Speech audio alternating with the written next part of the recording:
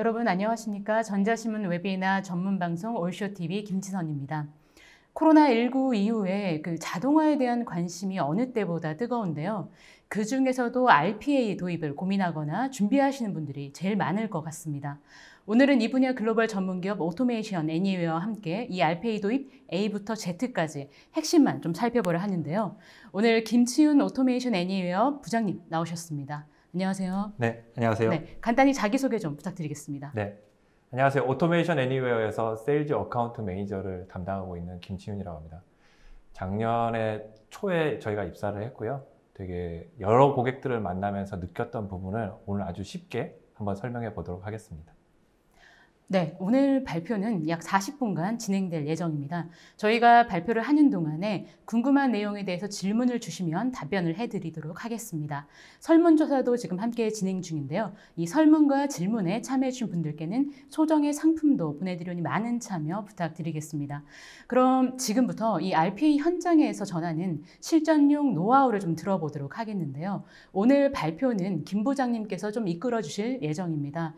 오늘 아마 세미나 주제를 보신 분들이 많이 계실 텐데 이 주제가 RPA 스토브 리그 이론은 그만 이제는 실전이라고 되어 있는데요. 아주 재미있는 시간이 될 것 같습니다. 자칭 이제 영업단장이라고 말씀을 주셨는데 이 김치윤 영업단장님께서 전하는 RPA 실전 노하우 들어보도록 하겠습니다. 네, 안녕하세요. 오늘 되게 무거운 주제일 수도 있는데요. 아주 쉽게 한번 비유해서 설명을 드리겠고요. 제가 야구를 아주 좋아합니다. 어렸을 때부터 야구를 아주 좋아했는데 저희가 이제 이 로봇 직원을 드리는 것을 잘 비유해 보면 어떻게 보면 유망주를 발굴해서 실전에 넣는 그런 우리 프로야구 구단 운영하고 비슷하다고 생각해서 이 PT를 제가 준비해 봤습니다. 오늘은 크게 이제 세 가지로 볼 수 있는데요. 유망주를 잘 발굴해서 2군에서 유망주를 육성하고 1군 등업해서 운영하는 것까지를 한번 우리 RPA 입장에서 한번 비교해서 세 단계를 한번 설명을 드리도록 하겠습니다. 첫 번째로 이제 유망주 발굴이 아주 중요합니다. 우리 구단에서 매번 슈퍼스타들만 다 끌어와서 구단을 만들 수는 없어요. 자체적으로 유망주를 발굴해서 잘 키워서 올려보내야 되는데요. 그런 것들이 어떻게 보면 RPA 입장에서는 좋은 로봇 직원을 뽑는 거랑 똑같다고 볼 수 있습니다. 그래서 프로야구에서 보면 좋은 유망주란 무엇일까요? 저희가 이제 푸이그라는 그 야구 선수가 있습니다. 예전에 류현진이 LA 다저스에서 투수를 할 때 지금 그 류현진 도우미로 많이 유명했던 푸이그라는 선수인데요. 재능은 엄청 좋은데 선수가 성격이 나빠서 지금 올 때 갈 곳 없는 선수 취급받는 그런 선수가 있습니다. 그런 걸로 비교해 보면 좋은 유망주의 조건은 먼저 탄탄한 기본기, 향후에 발전 가능성 있는 선수, 그리고 팀 케미스트리를 최우선으로 생각하는 선수라고 볼 수 있습니다. 이런 것들을 저희 RPA 입장에서 디지털 워크포스 입장에서 잘 비교해 보면요. 첫 번째로는 기본기가 좋아야 됩니다. RPA 기본기란 무엇일까요?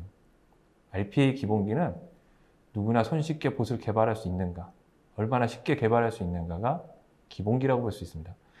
저희 엔터프라이즈 A202는 다른 제품하고 조금 다른 성격을 갖고 있고요.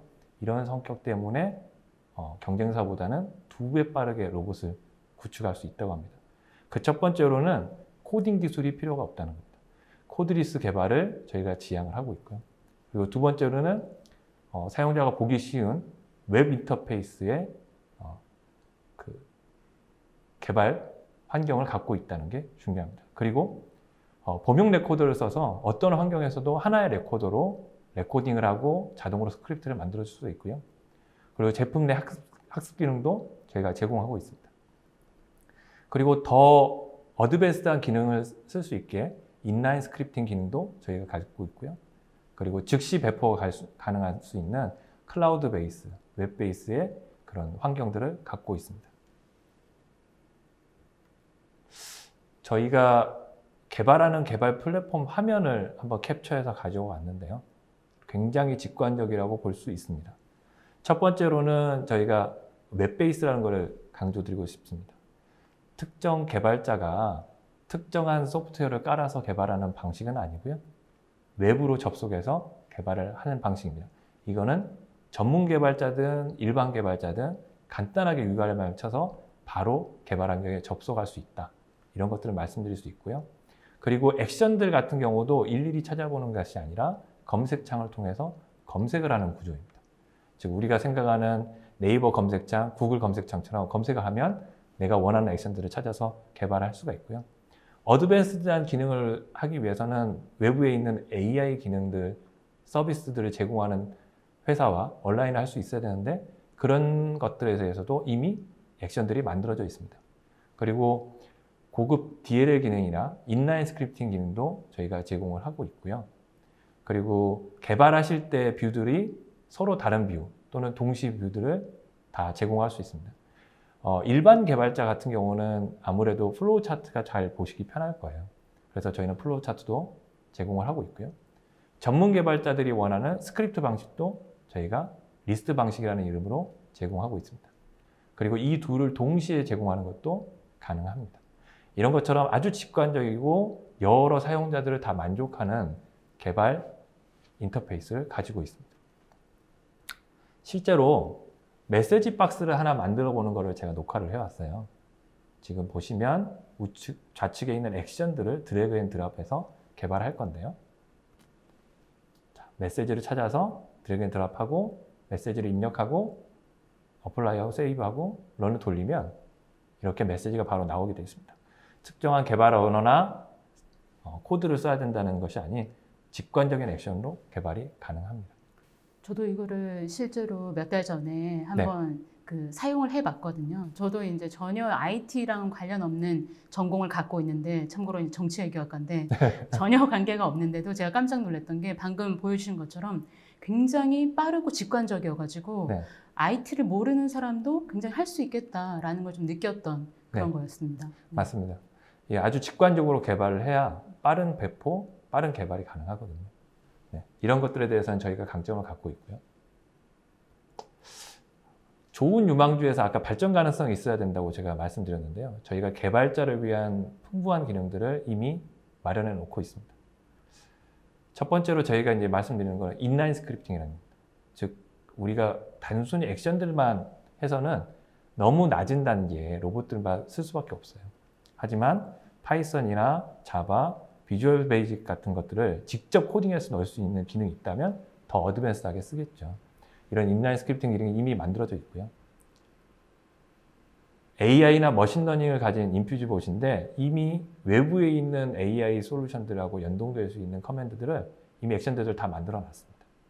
그래서 저희가 기본적인 NLP랄지 왓슨 같은 것들도 이미 만들어져 있고요. 그리고 저희가 버전 업그레이드 하면서도 계속 추가되고 있는 상황입니다. 그리고 윈도우즈 환경이나 이런 것들뿐만 아니라 리눅스 환경에서도 구동할 수 있게 플랫폼 간 개발도 이미 만들어져 있습니다. 그래서 어드밴스드한 기능을 쓰고 싶다 하는 요건들을 계속 충족해 나가고 만족시키는 노력을 한 게 A2019라고 볼 수 있습니다. 실제로 인라인 스크립팅을 하는 과정들을 한번 보여드릴 건데요. 좌측에 있는 파이썬의 오픈이라는 이 액션을 끌고 와서 바로 개발할 수 있습니다. 이렇게 드래그 앤 드랍 하고요. 개발자는 여기에서 매뉴얼 인풋하면서 직접 코딩 하듯이 입력을 하시면 이 액션이 바로 하나 만들어지는 구조입니다. 네. 그리고 제가 세 번째로 말씀드렸던 게 이제 케미스트리예요. 지금 이제 한국말로 말하면 조직력 이런 건데요. RPA 매니저가 이 로봇을 잘 컨트롤할 수 있어야 됩니다. 이 통제 관리가 돼야 직원으로서의 의무를 다한 거라고 볼 수 있는데 그 로봇은 이런 컨트롤을 통해서 통제 관리할 수가 있습니다. 그래서 스케줄링도 걸 수 있습니다. 다 하는 거 아니야 이렇게 할 수 있는데요. 간단하게 비주얼라이제이션 된 이런 툴로 인해서 간단하게 시간, 요일 관계없이 내가 원하는 대로 스케줄링 할 수 있고요. 이런 스케줄링 히스토리도 대시보드를 통해서 관리할 수 있습니다. 모니터링 같은 경우도요. 이렇게 상세 내용을 다 볼 수 있고 개별 내용도 이렇게 히스토리를 볼 수가 있습니다. 그리고 형상 관리 같은 것들도 지금 화면에서 보시듯이 버전 관리와 형상 관리를 동시에 다 모두가 관리할 수 있고요. 통합 대시보드 같은 경우도 이렇게 바 차트, 원형 차트, 그리고 이런 그래프까지 다 관리할 수 있습니다. 그리고 이제 사용자 계정이나 오딘 로그, 그다음에 병렬 관리, 알람 등도 모두 이제 설정할 수 있고요. 지금 화면에서 노티피케이션, 즉 알람 기능들을 설정할 수 있는 화면처럼 만약에 에러가 나면 특정 이메일로 알람을 준다든지 이런 것들도 설정할 수가 있습니다. 일반 직원하고 로봇 직원하고 다른 점이 있어요. 일반 직원은 우리가 이제 퇴근하면 일이 끝나지만 로봇 직원은 24시간 일을 합니다. 365일 일을 하기 때문에 우리 관리자분들도 RPA 매니저분들도 다 24시간 접속해서 관리가 될 수가 있어야 돼요. 그렇기 때문에 저희는 모바일 앱을 통해서 봇을 관리할 수 있도록 앱을 공급해 드리고 있습니다. 지금 이런 탭들 보시면 ROI부터 시작, 중지 기능이 다 들어가 있고요. 대시보드를 통해서 ROI 다 확인할 수 있고 특정 어떻게 일하고 있는 스테이터스를 볼 수 있고요. 실행하고 멈추는 거, 그리고 오딘 로그까지 다 모바일 앱을 통해서 확인할 수가 있습니다. 그리고 이제 RPA 매니저 같은 경우는 로봇을 관리하는 것도 있지만 이게 거버넌스, 보안, 컴플라이언스에 모두 맞춰서 요구사항을 다 준수하고 관리를 할 수 있어야 되는데요.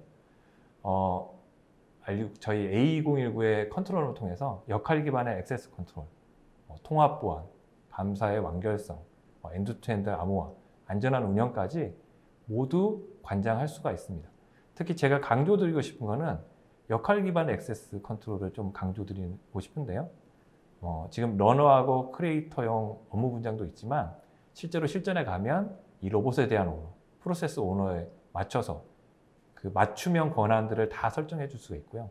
그리고 또 하나 강조드리고 싶은 거는 안전한 운영입니다.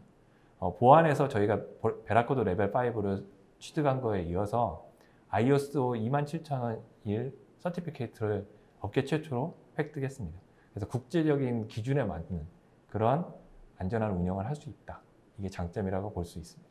네, 지금까지 일단 첫 번째 주제, 저희가 이제 좋은 유망주를 어떻게 발굴을 할 것이냐에 대해 좀 살펴봤는데, 간단하게 좀 정리를 해보면, 일단 여기서 유망주라 하면 저희는 RPA 봇을 얘기를 하는 거겠죠. 네. 이 좋은 RPA 유망주를 발굴을 하기 위해서는 사실 이제 기본기가 필수인데, 이 기본기를 다지기 위해서 지금 오토메이션 애니웨어에서 제공하고 있는 엔터프라이즈 A 2019 라는 제품의 주요 특징들을 통해서 발굴을 할 수 있다라는 설명을 좀 해주신 것 같고, 특히 이제 굉장히 손쉽게 개발을 할 수 있다라는 부분, 그리고 관리가 가능하다, 컨트롤이 가능하고, 마지막에 보안까지도 충족을 하고 있다라고 좀 설명을 해주신 것 같습니다. 이렇게 해서 RPA를 하나 발굴을 했으면 이 발굴한 유망주를 어떻게 키울 것인가가 또 중요한 포인트가 될 텐데요. 이어서 두 번째 주제로 해서 유망주를 어떻게 육성할 것인지 부장님께서 계속 설명 부탁드리겠습니다. 네, 좋은 로봇 직원이라고 생각해서 들여왔으면요, 저희가 가르쳐서 좋은 선수로 만들어야 됩니다. 그래서 저희는 프로야구에서 보면 2군 유망주 육성하고 비슷하다고 볼 수 있고요. 지금 요 사진에서도 보셨다시피 많은 유망주들이 좋은 코치의 말씀을 잘 듣고 있죠. 체계적인 2군 육성은 각 포지션에 좋은 코치가 필요합니다. 좋은 코치들이 잘 가르쳐줘야 되고요. 두 번째로는 체계적인 훈련 프로그램이 필요해요. 아무리 기술이 좋은 코치가 기술을 알려준다 해도 체계적인 훈련 프로그램이 없으면 습득하기가 힘듭니다. 그리고 마지막으로는 청백전으로 선수의 단점을 보완한다. 즉 실전과 같은 훈련이 필요하다는 겁니다. 이걸 RPA 입장에서 보면 처음에는 좋은 코치, 경험 많은 파트너를 만나야 된다고 생각하는데요. 거기에 제가 생각하는 5가지 체크리스트를 한번 말씀드리려고 합니다. 첫 번째로는 코치가 피지컬로 아니면 기술적으로 우수해도 본인들이 가르쳐본 경험이나 그런 방법론이 있어야 돼요. 그래서 제가 첫 번째로 말씀드리는 거는 과제 발굴 방법론, 업무 선정에 대한 체계를 잘 알고 있는가 합니다. 요청만 받아서 바로 개발하는 게 아니고 이 요청받은 과제가 정말 좋은 과제인지 아닌지, 그다음에 ROI가 나오는 건지 이런 정도의 체계를 갖고 있느냐가 중요하고요. 두 번째로는 아무리 많이 알고 있어도 실전 경험이 없으면 잘 개발을 할 수가 없습니다. 즉 이런 이론하고 실전이 잘 융합된 경험이 있는지 이런 것들을 한번 파트너를 확인해 봐야 되고요. 세 번째로는 이 로봇에 대한 운영 경험이 있느냐입니다. 처음부터 고객분들이 모든 로봇을 완벽하게 운영할 수는 없어요. 결국은 개발했던 사람하고 같이 초기에는 운영을 해야 되는데 이런 고객하고 같이 운영을 해본 경험이 있는지 이런 것들을 좀 확인을 해봐야 됩니다. 그리고 네 번째로 보수의 변화 관리에 대한 경험이 있는가 이건데요. 보통 로봇 하나 만들면 이게 잘 수정이 안 될 거라고 생각하지만 실제로 빈번하게 수정이 됩니다. 제가 아는 고객분들은 1차 때 20개 과제를 했다면 2차 때는 20개 중에 10개를 수정하고 또 20개를 추가하시는 총 30개 과제를 하셨어요. 이런 것처럼 현업분들의 니즈와 현업분들의 요구사항이 끊임없이 계속 나오게 되는데 이미 만들어진 봇에 대한 변화 관리에 대해서 얼마만큼 경험이 있는가 이것도 상당히 중요합니다. 마지막으로는 결국은 로봇 직원은 우리 직원이라고 똑같이 생각할 수 있어요. 그렇다면 결국은 어떤 때가 되면 스스로 이 로봇 직원을 관리를 해야 되는데요. RPA 관리를 위한 교육 커리큘럼이 있는지 이런 것들을 다각도로 따져봐야 됩니다.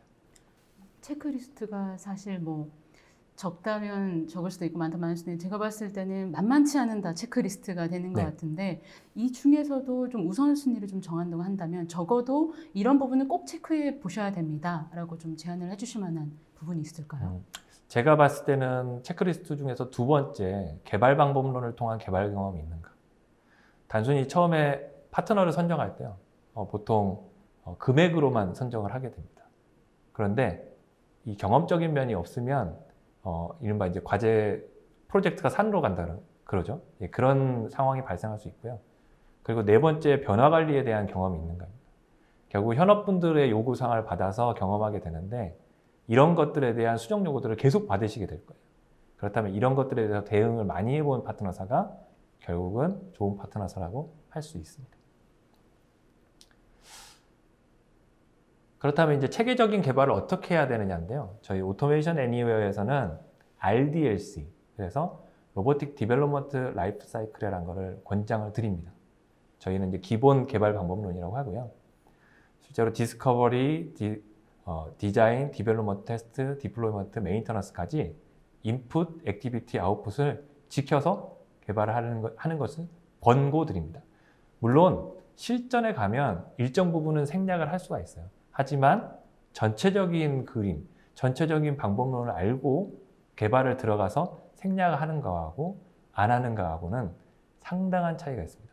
그래서 제가 하나하나씩 찝어드리면 디스커버리 같은 경우는 상위 수준의 요구사항을 먼저 현업들한테 받아야 됩니다. 그리고 기술 적용 타당성 분석들을 해야 되고요. 우선순위도 산정을 해야 됩니다. 그리고 아웃풋으로 나오는 분석서와 요건정의서가 나오게 되는데 꼭 요건정의서를 받을 때 현업분들한테 확인을 받는 게 정말 중요합니다. 이 부분을 좀 넘겨서 개발하시는 부분이 나와서 뒤에 개발이나 테스트에서 많은 버든이 생기는 것들을 봤고요. 두 번째 이제 디자인하는 단계에서 그 업무 요건 정의서를 바탕으로 디자인을 하게 되고 어플리케이션 접근이나 테스트 데이터 수집하는 거나 보안 심사 같은 것들을 다 받게 됩니다. 그리고 나서 스프린트 계획서, 스프린트 플랜이라고 하는 걸 세우게 되는데요. 이거는 아주 어려운 과제부터 쉬운 과제까지 다 섞이게 되는데 그러면 어떤 과제부터 먼저 할 것인가, 어떤 과제를 나중에 할 것인가를 정한다는 걸로 보시면 되겠습니다. 그래서 아주 쉬운 과제부터 하는 거를 저희가 권장을 드리고요. 어려운 과제는 조금 나중에 디플로이 될 수 있게 이렇게 계획서를 쓰는 것을 권장드립니다. 그리고 디벨롭먼트 테스트를 가면 이런 솔루션 설계서를 바탕으로 이제 개발을 하게 되고요. 코드 리뷰나 이런 것들을 다 거치게 되고 UAT, 유저 억셉션스 테스트를 거치고 난 다음에 디플로이먼트로 넘어가게 됩니다. 그래서 요 유저 억셉턴스 테스트를 거치고 나서 된 걸 가지고 운영 환경 배포하고 그다음에 인벤토리도 만들고 릴리즈 노트도 만들게 되는데요. 제가 강조드리고 싶은 거는 프로세스 정의서, 개정된 프로세스 정의서를 꼭 챙기시라는 거를 제가 강조드리고 싶습니다. 왜냐하면 특정 프로세스 내에서 이제 로봇이 들어가서 RPA가 들어가서 일을 하게 되는데요. 그렇게 되면 개개인의 프로세스 정의도 바뀌게 되고 RNR도 바뀌게 됩니다. 꼭 이런 것들을 정의를 잘 정의하고 개정된 거를 받아야 혹시나 모를 사고, 즉 로봇이 멈춘다거나 갑자기 재난 사고가 일어났을 때 롤백을 하게 될 때 당황하지 않고 롤백을 할 수 있게 되거든요. 그래서 꼭 이 프로세스 정의서만큼은 꼭 챙기시라는 거. 이걸 강조드리고 싶고요. 메인터넌스 같은 경우는 우리가 일반적으로 하는 메인터넌스의 활동들을 하게 됩니다. 그런데 제가 여기서 강조드리고 싶은 거는 구축 효과 사인오프를 주기적으로 받으시는 겁니다. 즉, 이 로봇이 이 RPA에 대한 사용량에 대해서 주기적으로 꼭 체크를 하셔야 되고요. 이런 체크된 내용들에서 우리가 만약에 사용률이 85% 이상을 목표로 잡았다면 85% 이상 됐다고 꼭 현업하고 사인을 받으시는 겁니다. 이렇게 계속 보수에 대한 사용률을 체크하면서 이 관리를 하지 않으면 어느 순간 보수에 대한 사용률이 떨어질 수가 있거든요. 그러면 ROI도 떨어지고 분석 지표도 떨어지게 됩니다. 그렇기 때문에 메인터넌스에서는 꼭 구축 효과에 대한 것들을 서로 사인을 받고 확인을 받는 것을 권장을 드립니다. 이 RDLC 같은 경우 지금 보면은 굉장히 이제 체계적이긴 한데 어떻게 보면은 이제 실무 입장에서는 좀 너무 챙겨야 될 게 많을 수도 있다라는 생각이 들 것 같기도 하거든요. 실제로 많은 뭐 국내 기업이든 글로벌 기업에서도 이제 RPA 도입을 할 때 이 RDLC에 따라서 좀 진행을 하고 있는지 실전에서는 좀 어떻게 하는지 좀 궁금하네요. 실전에서 이 모든 거를 챙겨서 하는 수는 뭐 있으면 좋지만 인원이나 시간에 따라서 문제 때문에 다 챙길 수는 없어요. 그런데 이제 이런 것들 알고 지금 체계적으로 가려고 하는 고객사들이 점점 늘어나고 있고요. 오토메이션 애니웨어 같은 경우는 이런 방법론을 초기부터 강조를 하고 있었습니다. 뭐 다른 벤더분들은 어떻게 하실지 모르겠지만 저희는 이런 것들을 계속 강조드리고 있는 상황입니다. 이 RDLC 상황에서 제가 강조드리고 싶은 거는 우리 야구 2군들이 이제 자체 청백전 하듯이 이 UAT라는 것들을 하는 거를 저희가 굉장히 강조드리고 있습니다. 일반적으로 UAT를 하지 않으면 그 뒤에 로봇이 만들어낼 수 있는 사고 부분에 대해서는 엄청난 리스크를 안고 실전에 투입하게 된다는 것들을 강조드리고 싶고요. 실제 이렇게 이제 환경까지 다 분리해가지고 개발하는 게 기본이라고 생각합니다.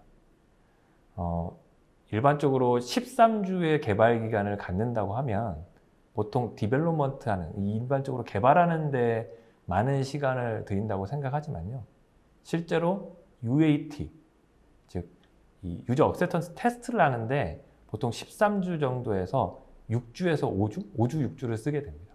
그럴 정도로 UAT가 굉장히 중요하고 저희는 이런 UAT 환경을 따로 만들어 놓고 개발하는 것을 권고드립니다. 이때 유저들하고 많은 에러 사항이 나올 수 있는 부분들을 체크를 해서 프로덕션 하지 않으면 비즈니스 임팩트가 바로 가기 때문에 이런 점들을 제가 한 번 더 강조를 드리는 바입니다. 네, 저희가 벌써 2장까지 마쳤네요. 네. 네, 총 3장 중에서. 네. 2장 앞서 살펴본 거 보면은 일단 우리가 첫 번째 유망주를 발굴을 해서 두 번째 이 유망주를 어떻게 육성을 할 것이냐라는 부분을 좀 부장님 말씀해 주셨는데 육성을 하기 위해서는 또 제일 중요한 게 코치, 그러니까 기술 파트너의 역할이 중요하다. 좋은 파트너를 찾아서 함께하는 게 중요하고 그 다음에 무작정 빅뱅 방식으로 뚝딱 만드는 게 아니라 체계적으로 쭉 살펴봐야 된다. RPA 프로젝트를 진행을 할 때는 그래야지 이 유망주를 발굴한 이 유망주가 RPA가 더 크게 될 수 있다. 라는 거를 저희가 2장까지 좀 살펴본 것 같고요. 이제 3장 연이어서는 이렇게 좀 키운 유망주 RPA를 어떻게 한 단계 업그레이드 할 것이냐라는 걸 조금 살펴볼 것 같은데 자세히 또 좀 설명 부탁드리겠습니다. 네, 이제 유망주를 잘 이제 훈련시켜서 선수로 만들어 놨으면 저희가 이제 1군 등업을 해야 되는데요. 1군에 올리면 그냥 막 일하는 게 아니고 이거를 정말 운영하고 그것을 실천할 수 있는 조직을 만들어내야 됩니다. 제가 이제 강팀의 조건이라고 했는데요. 강팀은 좋은 감독, 좋은 코치, 뭐 일사불란한 선수들이 필요하다 이렇게 얘기했는데 제가 이제 좋아하는 팀들 중에 하나가 LG 트윈스입니다. LG 트윈스 뭐 흑역사도 있고 좋은 역사도 있는데 아주 좋은 역사 중에서 94년도에 LG 우승했을 때를 생각을 많이 하세요. 이때 이제 신구의 조화가 돋보였던 선수들이라고 있는데 그때 이제 우리 신인 3인방 그래서 유지현, 소용빈, 김재현 같은 선수들이 있었고 우리 지금 화면에서 보시는 김용수 마무리 투수 같은 고참권 선수들이 있었습니다. 그리고 우수한 코치진도 있었고요.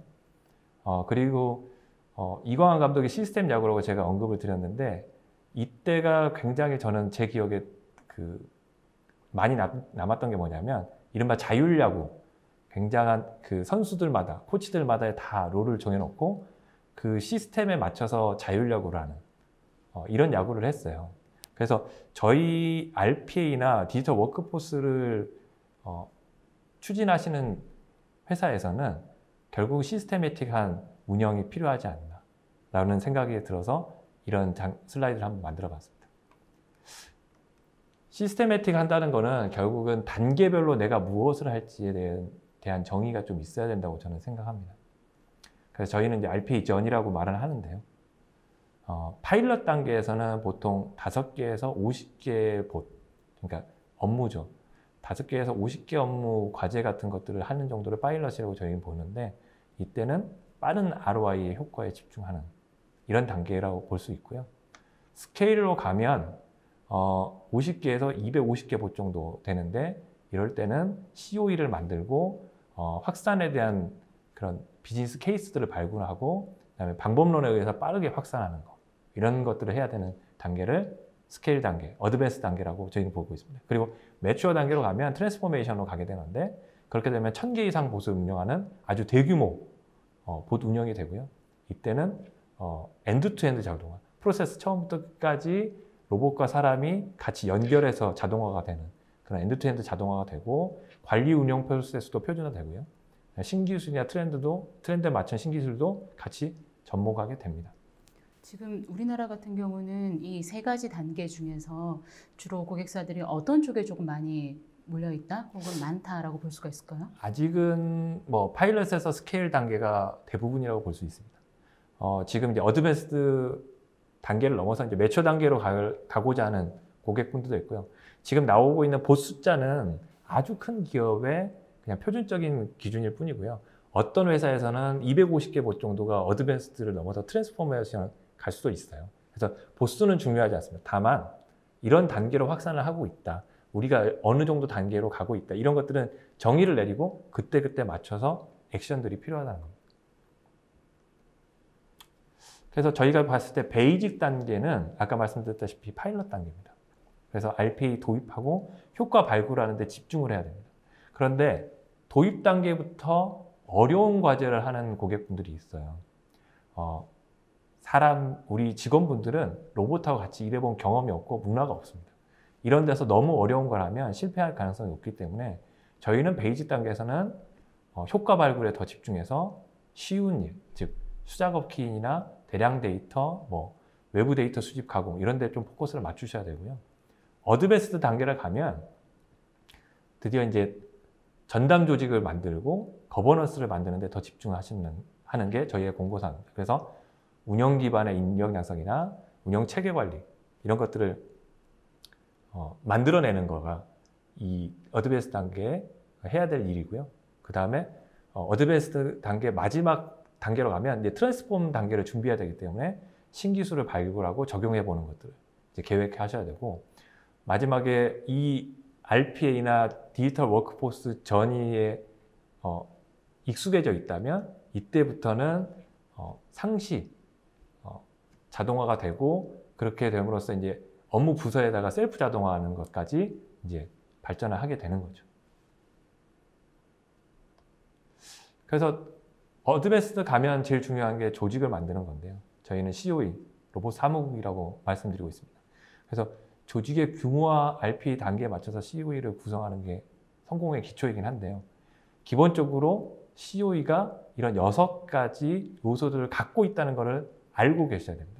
그래서 이 이것을 알고 우리가 단계마다 어느 정도 채워나갈 것인가, 어느 정도 크기로 갖고 갈 건가, 그다음에 어떻게 변화를 할 건가, 스킬셋은 무엇인지, 운영 모델을 어떤 걸 선택해야 되는지를 고려를 하셔야 됩니다. 즉 처음부터 COE가 풀세트로 다 갖춰지는 게 아니고요. 점차 늘어난다고 볼 수 있습니다. 그래서 COE의 6가지 구성 요소는 먼저 디맨드 관리팀이 있습니다. 그래서 요청이 오면 그 요청에 대한 것들에 대한 거를 관리해주는 팀, 그다음에 IT 인프라 팀, 서포트 팀, 에반젤리스트 팀, 리스크 관리팀, 이렇게 각 영역별로 디맨드 받아서 개발하고 운영하고 그다음에 교육해주는 것까지 다 서로 요소들을 구성해야 됩니다. 물론 단계마다 이것들을 하나하나 채워간다고 생각하시면 될 것 같습니다. 그래서 저희가 너무 복잡하니까 간단하게 3가지 모델을 저희가 제시를 드리겠습니다.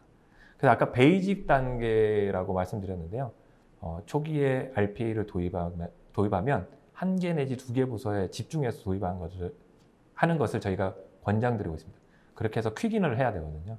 그렇기 때문에 그럴 때는 비즈니스 유닛 드리븐 모델, 그래서 사업 부서 단위 주관으로 간단하게 조직을 만들어서 RPA를 개발하고 자동화 스킬을 확보하는 것들을 권장을 드리고요. 어드밴스 단계로 넘어가면 이제부터는 진짜 확산에 들어가야 됩니다. 확산에 들어가야 되기 때문에 저희는 전담 조직, 거버넌스, 그다음에 이제 베스트 프랙티스를 만들어내고, 그다음에 효과적인 교육을 해서 내부에 전파를 하는 그런 조직들을 만들어냅니다. 그렇게 하기 위해서는 저희가 중앙 집중적인 전담 조직 기반의 중앙 집중형 모델을 저희가 권장을 드리고요. 이럴 때 자동화 영역을 확대하고 지원 체계도 마련해야 되고요. 교육 수행하고 역량도 강화시켜야 됩니다. 그렇게 해서 이때 기술이나 다른 것들도 검토를 해야 되고요. 그다음에 업무 연속성 계획, BCP라고 하죠. 이런 것들도 수립을 해야 됩니다. 그리고 매추어 단계에 넘어가면요. 30명 이상의 컨설턴트가 필요하다고 했는데, 이건 뭐냐면 결국 이제 매추어 단계 되면 다 권한을 이양시켜 주게 됩니다. 그래서 상당히 많은 수의 사람들이 이른바 컨설턴트라고 불리지만 내부에서 이제 이미 역량이 많이 올라온 사람들이 되거든요. 그래서 각 부서마다의 약간 전담 인원, 저희는 이제 비즈니스 스폭이라고 말하는데, 싱글 포인트 오브 컨택이라 해서 반전문가적인 현업들이 있어서 이제 기존에 있던 COE들하고 같이 커뮤니케이션을 할 정도의 사람들이 다 배치가 되게 됩니다. 그래서 전담 조직하고 사업부서 간에 R&R들이 막 조화롭게 이루어지고요. 이때부터 이제 STP라고 하죠. 프로세스 전체 타임이나 목표들, 그다음에 산출물에 대해서 관리를 하게 됩니다. 그리고 중앙에 있던 COE 같은 경우는 AI 기술을 적용하고 엔드투엔드 자동화, 엔드투엔드 디지털 오퍼레이션 같은 것들을 생각하게 됩니다. 여기서 아마 많은 분들이 이제 베이직을 거쳐서 어드밴스드 단계에서 좀 고민을 많이 하실 것 같은데, 지금 설명해 주신 것 중에서 그 어드밴스에서 전담 조직 기반의 중앙 집중형이라는 게 조금 어떤 건지 조금 더, 그러니까 아예 별도로 그럼 TF를 만들어서 거기서 이제 각 부서에서 모인 사람들이 회의를 하거나 이렇게 하는 거를 말씀을 하시는 건지, 어떤 식으로 좀 구성을 해야 된다라는 건가요? 기존에 너무 어려우실 것 같고 이 도식화된 게 너무 좀 잘 안 와닿으실 것 같아서 다음 장에 제가 하나 설명을 드렸는데요. 우리가 생각하는 CO라고 하면 딜리버리 조직만 생각합니다. 그런데 실제로 이제 중앙 집중형으로 가면 저런 이 순서도의 흐름에 맞춘 역할들을 가지게 되는데요. 그게 COE에서 COE를 구성할 때 그 거버넌스 체계에서 요구되는 조직들은 크게 3가지가 있습니다. 첫 번째는 비즈니스 유닛이에요. 현업분들에 대한 역할도 하나 배분을 해줘야 됩니다. 두 번째로는 이노베이션 팀입니다. 이건 뭐냐면 우리 DT팀 같은 분들이 현업의 요구사항을 맞춰서 어떤 기술을 도입해야 될지, 정말 RPA로 개발이 가능한지 이런 것들에 대한 심사를 하는 기능을 가진 이노베이션 팀이 필요하고요. 그리고 저희가 알고 있는 구축 및 운영하는 조직, 그래서 디지털 워크포스 COE라고 말씀드렸지만 그 COE 조직이 3가지가 필요합니다. 그래서 순환 구조로 봤을 때는 현업부서에서 먼저 자동화 요건들이 나오면 우리가 이제 COE에서 교육을 어느 정도 해드렸거든요. 우리 RPA에 대한 교육들을 받은 사람들이 이게 전반적으로 가능한지 안 하는 정도의 하이 레벨 리퀘어먼트를 분석하게 됩니다. 그래서 이 분석된 걸 가지고 이노베이션 팀한테 넘기게 되고요. 이노베이션 팀은 우리 회사의 어느 정도 프로세스도 알고 외부의 기술도 아시는 그런 전사 DT팀이 이게 진짜 RPA로 개발 가능한지, 다른 솔루션을 써야 될지, 그다음에 ROI가 나오는지를 심사를 하게 됩니다. 이런 심사를 하게 되면 실제 딜리버리하는 디지털 워크포스 COE 팀, 그리고 이노베이션 팀, 그다음에 최초 이걸 요구했던 비즈니스 유닛, 그러니까 현업분들이 같이 모여서 이게 진짜로 개발을 할지 말지를 결정하게 해요. 이 결정된 거를 다시 한번 말단 현업한테, 최초에 요구했던 현업한테 확인을 받고요. 그 다음에 개발에 들어가게 됩니다. 그래서 우리가 아까 말씀드렸던 RDLC 기반의 개발이 들어가고 최종 UAT까지 된 다음에 실전에 투입이 되는 거죠. 이렇게 투입이 돼서 계속 변화 관리까지 같이 이루어지는 게 COE의 운영 흐름입니다.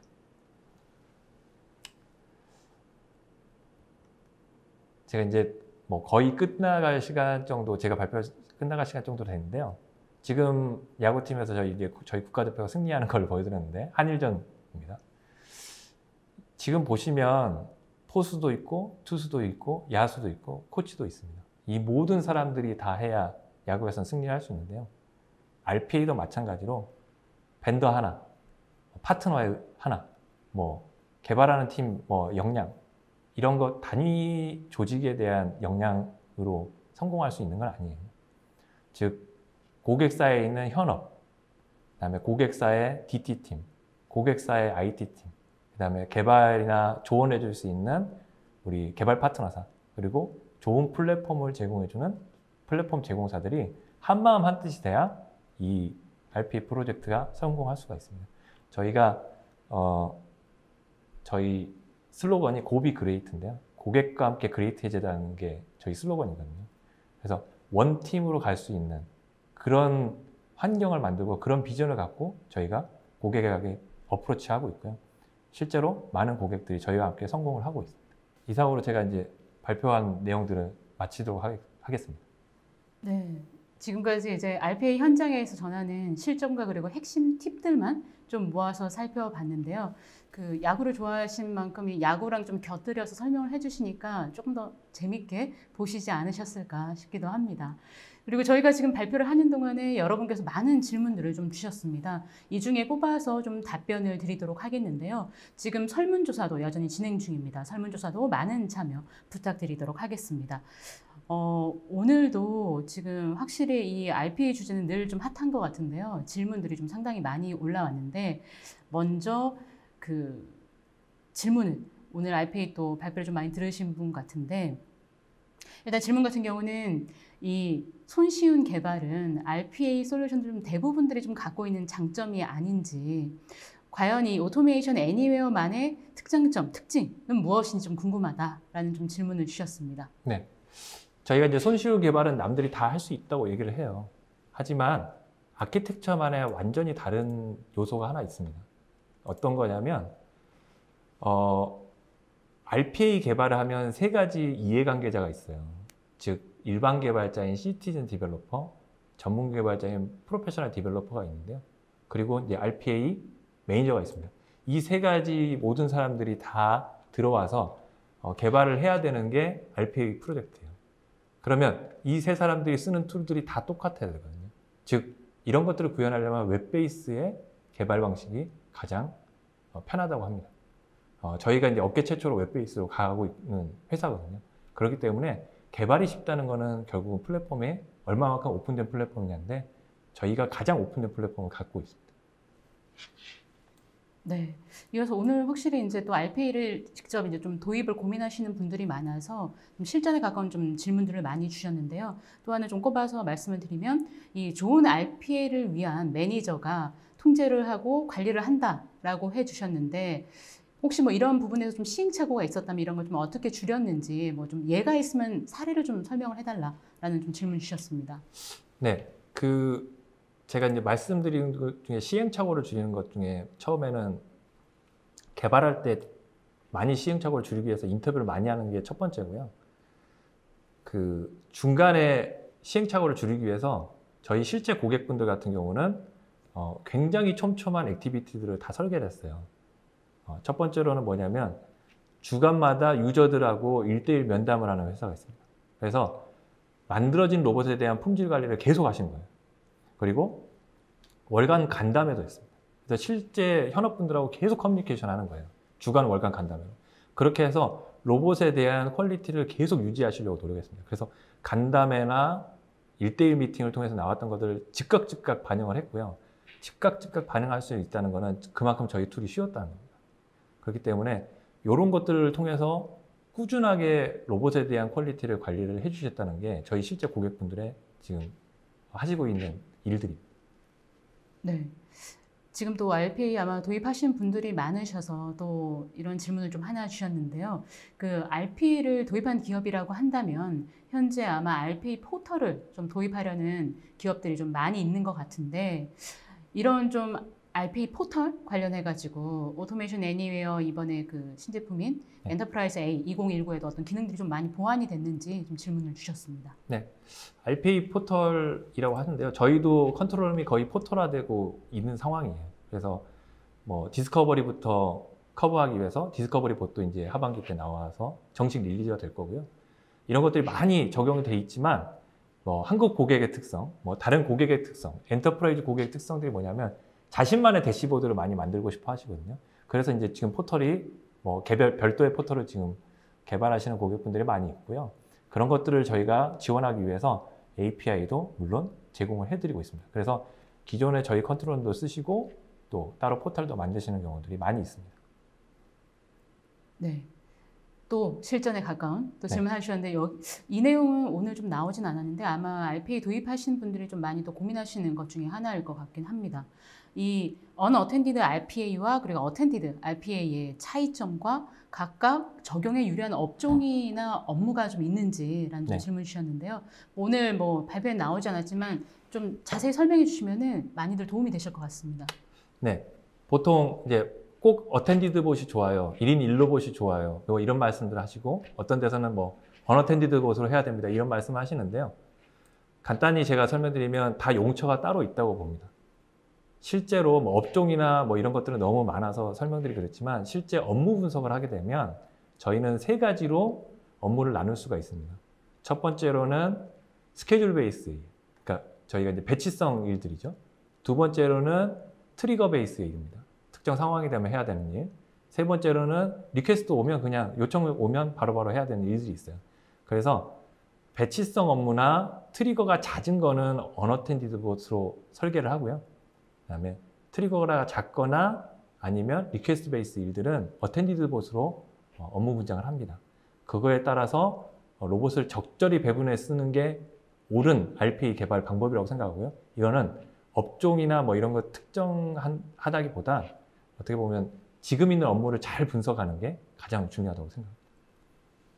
네, 또 질문을 주셨는데 오늘 이제 발표를 좀 자세히 들어주신 분 중에 한 분이신 것 같아요. 질문 내용을 일단 보면은 이 쉽고 직관적인 웹 인터페이스를 제공해서 사용이 좀 쉽다라고 하셨는데 현업에서 직접 RPA를 개발할 수 있는 정도는 아니지 않나라는 좀 질문 주셨는데 답변하시기에 앞서서 제가 아까 잠깐 말씀드렸지만 제가 몇 달 전에 이제 직접 사용을 해봤기 때문에 제가 사용해본 입장에서 좀 말씀을 좀 드린다고 한다면 정말로 IT에 대한 큰 지식이 없더라도 제가 느꼈을 때는 굉장히 좀 직관적이어서 드래그 앤 드롭으로 충분히 할 수가 있고요. 물론 그 앞단에 저도 제가 혼자 한 건 아니었고 그 당시 때 오토메이션 애니웨어 전문 이제 기술가 분께서 몇 가지 가르쳐 주시긴 했습니다. 그때 제가 느꼈던 건 뭐 어차피 무에서 유를 창조할 수는 없는 거고요. 초반에 그런 교육만, 기초 교육만 아마 제가 봤을 때는 뭐 한두 시간 정도 배운다고 한다면 그 본인이 현업에서 사용할 수 있는 간단한 정도의 RPA는 좀 만들 수 있지 않을까라는 생각이 들고요.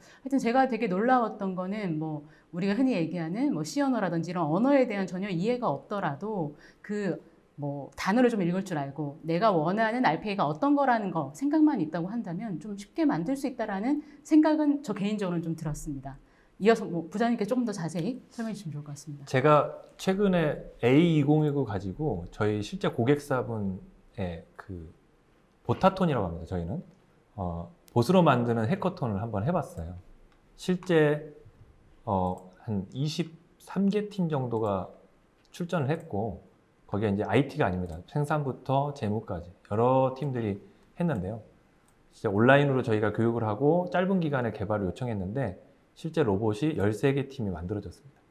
그리고 그 로봇의 퀄리티가 절대 나쁜 게 아니었거든요.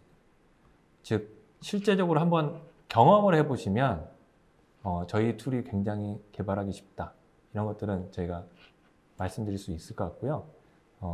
물론 공부는 좀 하셔야 됩니다. 물론 공부는 좀 하셔야 되지만 다른 여타의 개발 언어보다는 훨씬 더 직관적입니다. 코드리스 개발을 저희가 지향하기 때문에 이런 것들에 대해서는 저희가 훨씬 더 쉽다 이렇게 말씀드릴 수 있겠습니다. 네, 이어서 이제 또 현업 그 관련된 질문 하나 주신 것 같은데, 질문 내용이 제가 봤을 때는 RPA 솔루션이 현재 이제 윈도우만 좀 지원을 하는지 아니면 다른 뭐 OS라든지 이런 걸 좀 더 지원하는 게 있는지 좀 질문을 주신 것 같거든요. 네, 부장님. 저희가 이제 개발 환경 같은 경우는 iOS나 뭐 리눅스나 윈도우나 다 지원하는 거를 하반기 때 다 계획을 하고 있고요. 실제 이제 워킹하는 것들에 대해서는 지금 이제 윈도우만 되고 있는데 앞으로 이제 리눅스까지 확대해서 지원하는 것을 계획 중입니다. 일단은 저희가 이제 iOS나 리눅스나 윈도우에서 환경에서는 개발할 수 있는 건 이미 돼 있는 상황이라서 그런 것들에 대해서는 뭐 굉장히 확장성이 있다 말씀드릴 수 있겠습니다. 네, 이번 질문 같은 경우도 굉장히 현업분께서 좀 질문을 주신 것 같습니다. 좀 내용을 좀 보면은 계속해서 이제 RPA에 좀 투자를 하라고 하는데 이 봇이 또 늘어나면 봇을 또 운영하는 인력도 늘어나기 때문에 정작 이게 과연 실질적인 인력의 효율이라고 할 수가 있는지 네. 그리고 정말 투자 대비 효과를 원하는 이 임원들에게 이거에 대해서 좀 어떻게 우리가 당위성을 설명할 수 있는지 이게 참 고민이 된다라는 정말 현업에 질문 주신 것 같은데 좀 어떻게 좀 말씀을 하시면 좋을지 부장님께서 조언을 해주시면 좋을 것 같습니다. 네. 우리가 생각할 때 이제 봇이 늘어나면 봇이 운영하는 인력이 따로 늘어난다고 생각하시는데요. 저희가 아까 그 COE 발전 단계를 보시면 마지막에 가면 현업들한테 그 권한을 이양해 주게 됩니다. 그렇게 되면 현업이 직접 봇을 컨트롤하게 됩니다. 즉 중앙 집중형 단계에서의 조직이 막 늘어났다가 결국은 현업들한테 그것들을 다 이양해 주면서 가기 때문에 그 어느 정도의 운영 인력들은 늘어나겠지만 그 이후로는 늘어나지 않고 다 권한을 갖게 되고요. 그리고 마지막 단계에 가면 어떤 단계가 오냐면 지금 어드밴스 단계에도 일부 그렇게 운영하시는 고객분들이 있는데 현업분들이 봇 오너가 됩니다.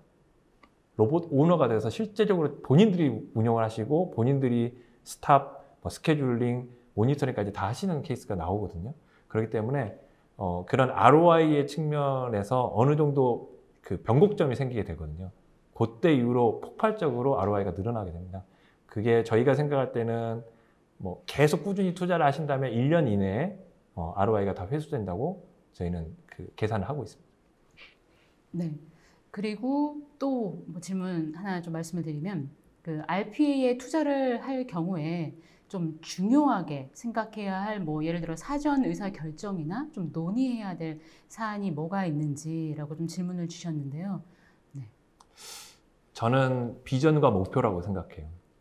특히나 이런 것들은 우리 현업분들이 하시는 게 아니라 C레벨 분들, 특히 그 우리 스폰서분들이 조금 결정을 해주셔야 될 거고요.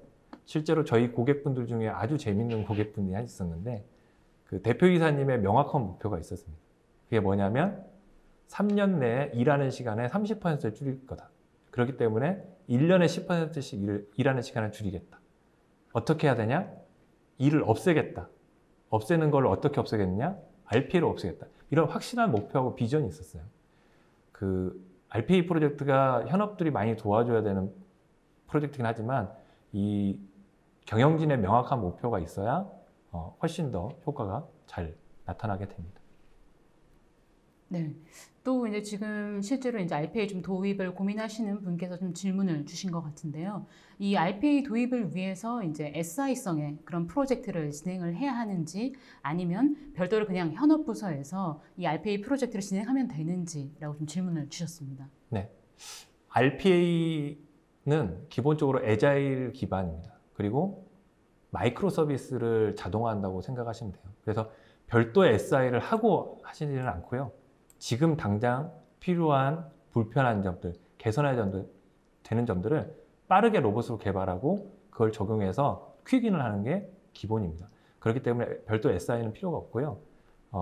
지금 각 부서 단위부터 먼저 빨리 시작하는 거를 제가 권고를 드립니다. 그 다음에 ROI가 나오는 거 보고 갈 방향을 잘 정해서 전사 확산을 들어가는 게 일반적인 방법입니다. 그러니까 작게 시작을 해서 그거에 대한 효과를 확실히 보고 네. 그 다음에 다른 업무로 확산 적용하는 방향으로 가는 게 좋다라는 말씀이신 거죠. 네. 네.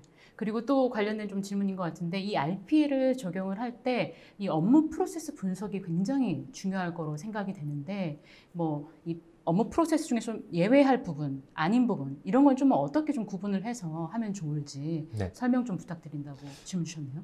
이거는 뭐 딱히 어떤 방법이 좋다 이런 것들을 말씀드리긴 좀 그런데요. 기본적으로 비즈니스 프로세스 리엔지니어링, BPR이라고 하죠. 그건 반드시 일어나야 됩니다. 즉 현업이 하는 일들을 그대로 로봇으로 옮기는 게 아니고 이런 예외 처리 나오는 부분들을 생각해서 프로세스를 일부 바꿔주셔야 됩니다. 그렇게 바꿔주시고 나서 도저히 처리가 안 되는 예외 사항들만 현업이 처리하게끔 기본적으로 어느 정도의 리엔지니어링이 필요하고요. 이런 과정들은 실제적으로 많이 해본 우리 파트너사나 컨설턴트가 가이드를 잘 드릴 수 있다고 생각합니다. 네.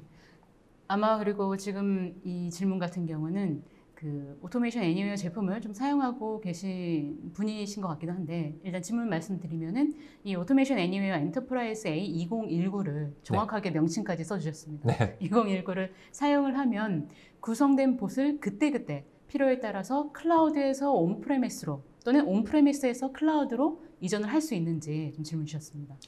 뭐 그때그때라기보다 이제 구성 변경에 대한 것들은 자유롭게 할 수 있고요. 저희가 이제 퓨어 클라우드, 그다음에 이제 클라우드 이네이블드, 그다음에 이제 아예 그 온프레미스 비아 클라우드라고 해서 컨트롤러하고 데이터는 온프레미스를 갖고 가고 그 프로덕트 업데이트만 또 클라우드로 가는 여러 가지 방식들을 가지고 있어요. 그래서 그런 것들을 자유롭게 선택할 수 있는 게 A206의 장점이고요. 이런 것들이 그 자바 기반의 웹베이스로 저희가 구현이 됐기 때문에 자유롭게 클라우드 그 환경에 맞춰서 구성을 할 수 있는 게 저희 장점입니다. 네. 요새 워낙에 이 RPA라는 단어가 핫하다 보니까 여기저기서 아마 RPA를 정말 관심을 많이 갖고 계실 것 같습니다. 아마 일반 기업에서도 내부에서도 윗분들께서 뭐 RPA에 대한 질문을 하시는 분들도 계실 것 같은데 그래서 좀 이런 질문을 좀 주신 것 같은데 어떤 질문이냐면 일반적으로 이 RPA 지식이 없는 기업의 경우에는 RPA를 가장 좀 쉽게 적용해서 좀 가장 큰 효과를 볼 수 있는 영역이 있다면 좀 추천을 부탁을 한다는 좀 질문을 주셨습니다. 저는 솔직히 어떤 데가 가장 효과를 많이 볼 수 있습니다. 뭐 이렇게 말씀드리는 것들은 뭐 재무예요, 구매예요 말씀들이 많은데요. 저는 다른 관점을 하나 얘기 드리겠습니다. 항상 신기술이 오면 신기술에 두려워하시는 분들이 있고 반대하시는 사람들이 있어요. 그래서 처음 도입하실 때는 신기술을 도입해서 가장 환영을 많이 받을 수 있는 부서부터 시작하십시오라고 말씀드립니다.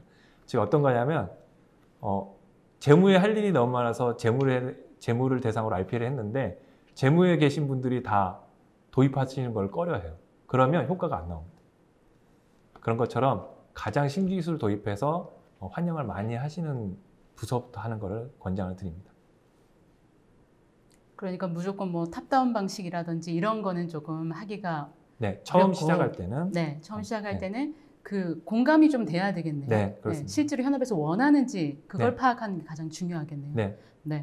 그리고 또 하나 질문 같은 경우는 이제 RPA에 최근에 트렌드가 맞습니다. AI 기술을 적용한 사례들이 굉장히 좀 많이 나오고 있는 것 같은데 이 RPA AI 말고도 뭐 예를 들면 블록체인이라든지 클라우드 같은 기술을 좀 결합한 사례들도 좀 있을까요? 라는 좀 질문을 주셨습니다. 저는 이제 개별 사례 같은 것들은 지금 뭐 계속 나오고 있고요. 이런 것들은 이제 아이디어와 상상력의 영역이라서 뭐 사례들은 엄청 많이 나오고 있다고 하고 있고요. 저희 이제 A201 보면 인퓨즈봇 같은 것들을 이용해서 이제 왓슨하고 연동을 한다거나 이런 케이스들은 많이 나오고 있습니다. 그리고 최근에는 이제 그 챗봇하고 많이 연동해서 팀스에 우리 Q&A 봇 같은 것들을 만들어 놓고 그다음에 난리지 봇 같은 것들을 만들어서 뭐 질문을 하면 답을 하게끔 하든지 뭐 이런 케이스들이 계속 나오고 있어. 케이스는 너무 많고요.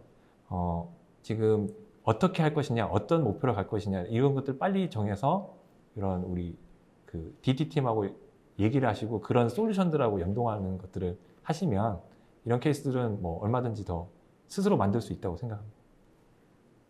네. 그리고 또 하나 더 질문을 좀 드리면은 이 RPA를 도입을 할 때 오늘 발표를 굉장히 잘 들어주신 분 같은데 네. 구축 설계가 굉장히 중요한 걸로 좀 보이는데 향후 좀 문제 없이 실전으로 넘어가기 위해서 RPA 점검해야 할 중요 요소들이 있는지 그런 좀 가이드나 있는지 궁금하다라는 지금 질문을 주셨습니다. 네. 이런 것들은 이제 우리 비즈니스 케이스라는 게 엄청나게 다양하거든요. 그래서 아까 제가 발표 때 말씀드렸다시피 UAT 환경을 만들어 놓고 계속 그 케이스를 돌려보면서 오류를 줄여나가는 게 가장 중요하고요. 점검 케이스 같은 것들은 일반적으로 현업분들하고 인터뷰하면서 나옵니다. 즉, 이 로봇은 뭐 오류율이 5% 이내야 돼요. 뭐 이런 내용들이 나오거든요. 그러니까 그런 것들을 바탕으로 나오고 각 로봇에 대한 점검 요소는 개발 때마다 그 로봇의 요건에 맞게 다 정의가 됩니다. 네, 벌써 뭐 시간이 좀 많이 흘러서 거의 이제 끝날 때가 돼서 좀 마지막 질문 하나를 좀 드리면 될 것 같은데 네네. 방금 전에 사실 말씀해 주셨던 내용이긴 한데 제가 봤을 때는 이거를 오늘 아마 좀 들으시는 분들이 가장 좀 궁금해 하시는 것 같아요. 그래서 비슷한 질문이 좀 계속 나오는 것 같은데 이 RPA를 처음으로 신규로 도입하기 위해서 기본적으로 좀 RPA를 이용해서 적용하는 업무들이 뭐가 있을까? 뭐 예를 들면 회계가 될 수도 있겠고 이런 게 있으면 좀 사례들을 조금 더 몇 개만 더 설명해 주시면 좋겠다라는 좀 질문 주셨는데요. 네. 국내외 사례들이 여러 가지 있는데요. 해외에 이제 이스트맨이라는 미국의 화학회사는 아주 간단한 엑셀 자동화부터 했습니다. 엑셀 자동화부터 해서 부서들을 점점 늘려서 10개 부서까지 갔고요. 국내 사례 같은 경우는 사내외 시스템에 접속하는 게 한 30%, 그다음에 ERP 관련돼 가지고 한 30%, 그다음에 엑셀 관련된 게 한 25% 정도를 그 과제를 발굴하셨거든요.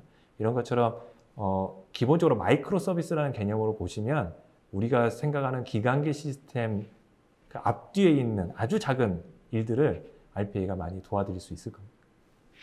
네, 오늘 김치훈 부장님께서 뭐 발표부터 질의응답까지 거의 60분 가량 네. 굉장히 많이 수고해 주셨는데 소감 한 말씀 좀 부탁드리겠습니다. RPA 뭐 이슈가 되고 어떻게 해야 되고 어떤 기술이 돼 있고 이런 얘기들을 많이 하시는데요. 문제는 실행력이거든요. 그리고 실제로 그 RPA 로봇이 디플로이 되고 나서 어떻게 사후 관리하느냐, 어떻게 현업들하고 커뮤니케이션 하느냐 이런 것들이 정말 중요합니다. 오늘 발표를 좀 들으시고 전체적인 흐름을 조금 잡으셨다면 저는 이제 발표한 보람이 좀 있을 것 같고요. 그리고 만약에 더 깊은 내용을 좀 알고 싶다고 하시면 언제라도 오토메이션 애니웨이 연락 부탁드리겠습니다. 네, 오늘 오쇼TV는 여기까지입니다. 오늘 웨비나 발표 자료와 다시 보기는 일주일 안에 업데이트됩니다. 시청해주신 여러분 감사합니다.